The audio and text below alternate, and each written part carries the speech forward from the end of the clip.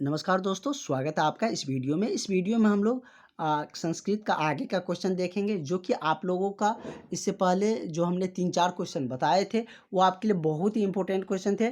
जैसे कि कथा बीजयम, बालकांड कथा बीजयम, इससे भी क्वेश्चन आते हैं। जो 4-5 क्वेश्चन बताएँ, उसे आप अच्छे से पढ़ लीजिए, उसी से आपको सारा क्वेश्चन मिल जाएँगे। ये बालकांड कथा बीजयम है, ये भी हमने आपको बता रखे हैं। उसके बाद यदि हम बात करें तो अयोध्या कांड भी हमने आपको बता दिए हैं। और उसके बाद आज हम लोग का जो क्वेश्चन है, इसके बारे में हम लोग जानते हैं।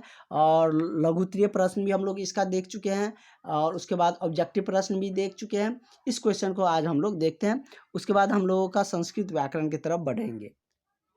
ये सारा इंपॉर्टेंट क्वेश्चन है, एग्जाम में आप ये सब लिख कर आ जाइएगा, आपको निश्चित ही बेहतर नंबर मिलेंगे। जैसे कि आर्नस्य, आपको जहाँ भी दिखे आर्नस्य कांड, आप ये लिख दीजिएगा, आपको उसमें नंबर मिल जाएंगे, क्योंकि सबका सम्मिलित रूप सारा क्वेश्चन का इसमें दिया गया है।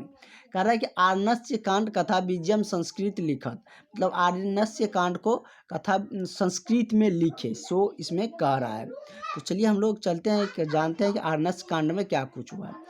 कह रहा है कि राजीव लोचन श्री राम महारण्य, 2 बार महारण्यम लिखा गया, एक को कट कर दीजिए। महारण्यम दंडारण्यम प्राविष्क विराध नामक राक्षस विनाशम। तो पहले हम लोग यहाँ तक समझ लेते हैं क्या कुछ कह रहे हैं।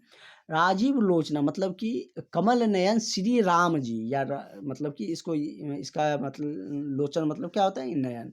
तो मतलब कि कमल, जैसे कमल का बहुत सारा क्या होता है कि पर्यायवाची शब्द होता है, तो उसी तरह के यहाँ पर राजीव का प्रयोग किया है। राजीव लोचन मतलब कि कमल लोचन श्री राम जी क्या हुए कि दंडक वन में प्रवेश किए। क्या किए? प्राश्विक, दंडक वन प्राश्विक मतलब दंडक वन में प्रवेश किए। विराट नाम का राक्षस, मतलब वहाँ पर कौन मिले? विराट नामक राक्षस मिले। विनाश से उसका विनाश किया। उसके बाद सर्वभंग मुनि, शीतोक्षण मुनि, अगस्त्यम मुनि और सुदर्शनम ददसम, मतलब कि इन सारे ऋषियों का क्या किया? दर्शन किए। इससे क्या है? किसका? विराट मुनि का, और सर्वभंग मुनि का, शीतोक्षण मुनि का, अगस्त्य मुनि का, और सुदर्शन जो मुनि थे उनका, इन सब का क्या किया? दर्शन किए। उसके बाद क्या कह रहे हैं कि अगस्त्य देशे राम इंद्र सरासनम चंद्रहास खड़मपी, मतलब कह रहा है कि अगस्त्य मुनि ने क्या किया कि उसके, अगस्त्य मुनि को जो इंद्रदेव से प्राप्त इंद्रधनुष और तलवार थे।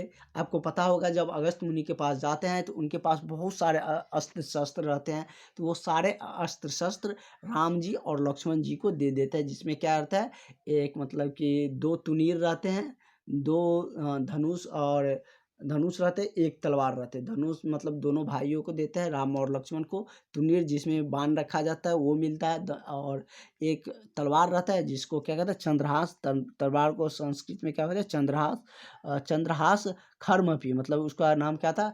खर, मतलब उसका तलवार का नाम था, जिससे क्या किया था?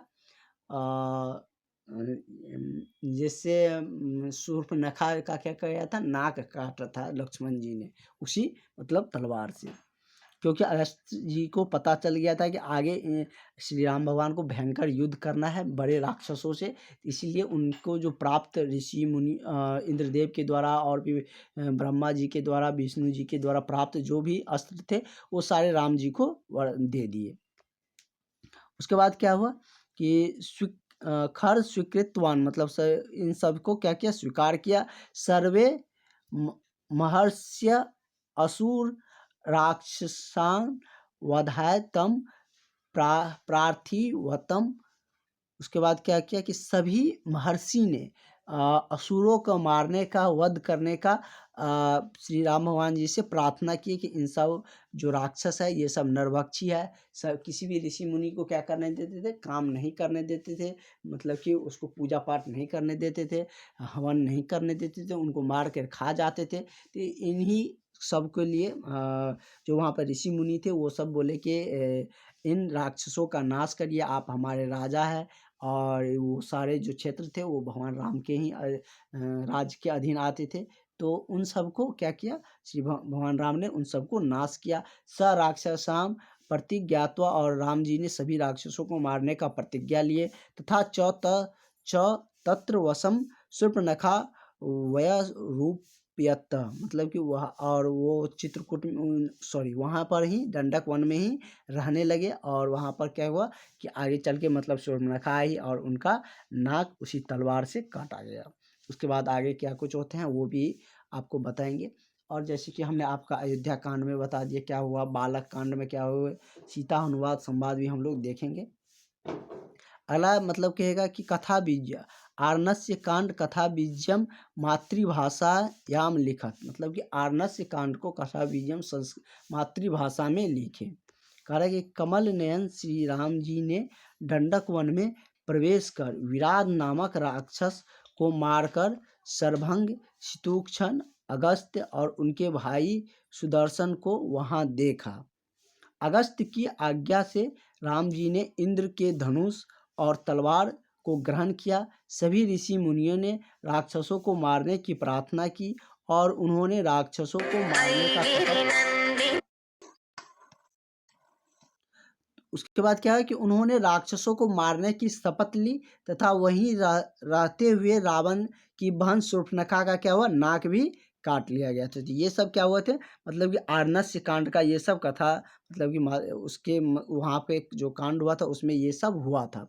तो ये भी हम देख लिए। और अगले क्वेश्चन, अगले जो क्लासेज होंगे उसमें हम लोग जो वाल्मीकि कवि जी है उनके बारे में और भी बहुत सारी चीज़ें जानेंगे। और आज छोटा क्लास इसलिए रखेंगे क्योंकि साइंस वाला क्लास लंबा हो गया था, तो इसमें आप लोगों को ज़्यादा दिक्कत ना हो।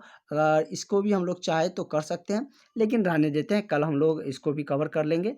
और वैसे यदि इसमें भी ज़्यादा कुछ नहीं है, कह रहा है कि आदि कवि वाल्मीकि संस्कृत साहित्य का से स्थान निरूप, मतलब कि आदि कवि वाल्मीकि के संस्कृत साहित्य में कौन से स्थान है, अथवा मूल रामायणस्य लेखस्य परिचयो दियताम, मतलब कि मूल रामायण के लेखक के परिचय दीजिए। इस तरीके से क्वेश्चन रहेगा।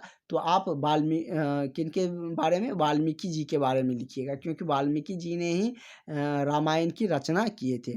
वही कह रहा है कि आदि कवि वाल्मीकि परिचयो दियताम, मतलब कि आदि कवि वाल्मीकि जी के बारे में परिचय दीजिए। इस तरह ये सारे क्या है क्वेश्चन है, इतने सारे तरीके से क्वेश्चन लिखा जा सकता है। मतलब कि इसमें 4-5 क्वेश्चन है और सबका आंसर यही है। हमने आपको बताए थे कि मतलब कि आपको हम ऐसे बता देंगे कि बहुत ज़्यादा पढ़ने की ज़रूरत नहीं है, वो सारे कुछ हम बता देंगे जहाँ से सारा क्वेश्चन ओवरलैप कर जाता है वहाँ पर मिल जाता है, उनका एक कॉमन आंसर हम आपको बताएंगे। हिंदी में भी आपको इसी तरीके से नोट्स मिल जाएगा। कह रहा है कि संस्कृत साहित्यकार आदि कवि महर्षि प्रव प्र सॉरी रुकिए, यहाँ पे थोड़ा सा मतलब कि कट गया है, इसमें आप नोट कर लीजिएगा। महर्षि प्रखाल्मीके, मतलब कि महर्षि जो वाल्मीकि है उसके बारे में बोल रहे हैं। सर्वश्रेष्ठ स्थानम अस्ति, मतलब कि संस्कृत साहित्य में आदि कवि महर्षि वाल्मीकि जी का सर्वश्रेष्ठ स्थान है, सबसे ऊपर स्थान है। वस्तुत स देदीप्यमान सूर्य इव प्रतिभाति, मतलब कि वह सूर्य देव के भांति क्या है वो, मतलब कि चमकता हुआ कह सकते हैं। उसके बाद सूर्य की तरफ प्रकाशवान या सभी दिव्य गुणों से क्या है वाल्मीकि जी में थे, मतलब कि सभी प्रकार के उसमें दिव्य गुण थे। स च दैवी गुण संपदा समवती प्रतिभामति अस्ति, मतलब उसमें सभी दैवीय गुण से क्या थे, वह संपन्न थे। सूर्य भगवान के भांति वह मतलब कि क्या थे, कह सकते हैं चमकीला या उस ऊर्जावान थे। या और भी सूर्य भगवान के बारे में हम लोग बहुत कुछ जानते हैं कि वो मतलब कि क्या है, हम लोगों के सारे सृष्टि को ऊर्जा देते हैं। और उसके बारे में और भी बहुत सारा कुछ कह सकते हैं कि वो प्रकाश का भी देवता है। उसके बाद मतलब कि सभी के जीवन में उजाला लाता है। उसी तरीके से रामायण लिखकर वाल्मीकि जी ने सभी के जीवनों में प्रकाश डालने का कार्य किया। महाकवि न वाल्मीकि न कृतम रामायण आदि काव्याम इति विश्वविख्यात अस्ति, मतलब कि वाल्मीकि जी का जो रामायण लिखा गया है आदि कवि, वह विश्व विख्यात है। यद्यपि रामायणस्य रचनाकाल विवादग्रस्त अस्ति, तथापि बौद्धा बौद्धा साहित्येषु पल्लवध्नाम तत् तत्मालोके स्फुरं तृतीयं शतकं मन्यते। अतः महाकाव्ये वाल्मीकिरपि सः एव कालं भवितुमर्हति। इसमें कह रहा है कि यद्यपि रामायण काल के मतलब की रचना के बाद बहुत सारे मतलब कि बौद्ध से संबंधित बहुत सारे साहित्य का भी वाल्मीकि जी ने रचना की है, इसलिए उसके महाकवि के रूप में भी वाल्मीकि जी को जाना जाता है। उस काल में वह सबसे महाकवि थे, जैसे यहाँ पर दिया है काल मतलब समय, उस समय में वह सबसे महान कवि थे। और भी आगे का हम लोग संस्कृत साहित्य लगभग क्वेश्चन हो गया, कुछ क्वेश्चन रहेंगे उसको हम बता देंगे आपको लास्ट में। और संस्कृत हम लोग व्याकरण की तरफ अब बढ़ेंगे और उसको हम लोग नेक्स्ट क्लास से कंटिन्यू करेंगे।